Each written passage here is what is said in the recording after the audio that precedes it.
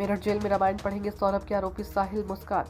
सांसद अरुण गोविल ने रामायण का वितरण किया। रामायण हाथ में लेती मुस्कान और साहिल हुए भावुक। दोनों ने जेल में रामायण पढ़ने की बात कही। सांसद अरुण गोविल चला रहे हैं घर घर रामायण अभियान।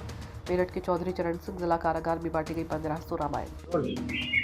उनके घर का रामायण का जो अभियान चल रहा था, आज जेल में पहुंचे हैं जी। क्या अंदर है? मेरे काफ़ी दिन से मन में था, तो हमने सुमेन साहब से बात की, तो उन्होंने बहुत ही हमें सहायता की, बहुत ही सहयोगी हमारे सिद्ध हुए हैं वो। और अंदर हम जेल में गए और सभी लोगों ने इतने प्यार से, इतने सर झुकाकर सभी ने, और हमने ये रामायण ऐसा नहीं कि हमने सबको दे दिए, जो स्वेच्छा से लेना चाहे जो भी, तो हमने यहाँ 1500 रामायण जो है वो उनका वितरण किया है। और सभी लोगों पूरा जब एंट्री होते ही जब रामायण भी लोगों ने देखी तो जय श्री राम के नारों से पूरा जेल जो है वो गूंज रहा था। और हमने 4 जगह पर सुमेन साहब ने इंतज़ाम किया था कि 4 जगह डिफरेंट उस पर हमने रामायण दी है। महिलाओं को भी दी रामायण हमने, और सभी से ये आग्रह भी किया कि इसको ज़रूर पढ़ें ताकि हमारे जीवन में जो है वो हमें समझ में आए कि जीवन कैसे जिया जाता है।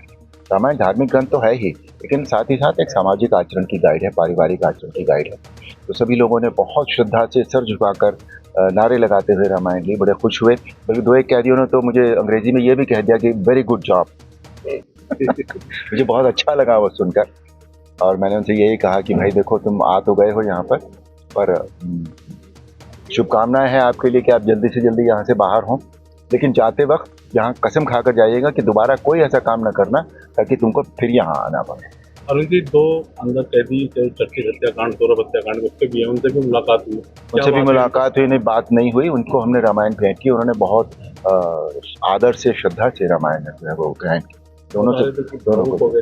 हाँ बिल्कुल, बहुत लोग भावुक हो गए थे यहाँ पर। मैंने देखा कुछ जो थोड़े से लोग थे उनकी तो आंखों में आंसू भी आ गए थे जब मैंने ये उनसे कहा कि ऐसा कोई काम मत कीजिएगा कि आपको दोबारा यहाँ कभी आना पड़े। सांसद जी, वहीं मुस्कान की आंखों में भी आंसू आ गए, भावुक हो गया। जी जी जी जी।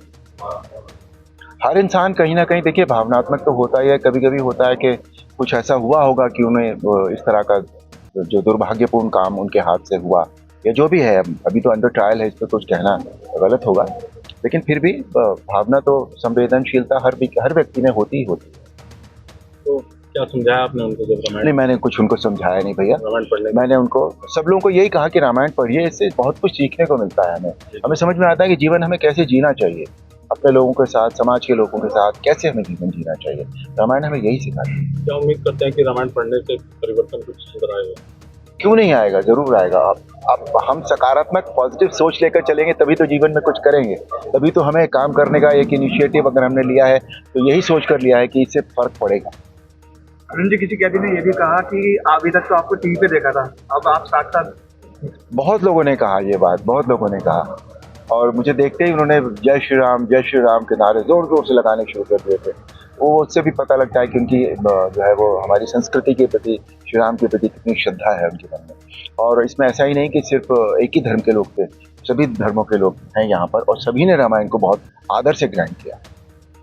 घरों में रामायण बांटते हैं और जेल में क्या अंतर दोनों में जगह दिखाई दे रहे हैं? नहीं, घरों में तो अभी हमने उस तरह से, हम घर के अंदर तो हमने रामायण नहीं बांटी है। जैसे गांव में हमने बहुत जगह बांटी है, तो सभी लोग एक जगह इकट्ठे हो जाते हैं, गांव के लोग, फिर हम उनको दे देते हैं। पर जेल का तो अपना अनुभव होता ही होता है। लेकिन मैंने देखा कि बहुत सभी जितने भी हमारे अंडर ट्रायल थे यहाँ पर, they were all very well disciplined. मतलब वहाँ तो गांव में तो होता है कि लोग थोड़ी धक्का मुक्की भी कर लेते हैं कि आगे घुस के पहले ले लें रामायण, और यहाँ ऐसा नहीं कि बिल्कुल एकदम लाइन से आ रहे थे। दे वर वेरी वेल बिहेव।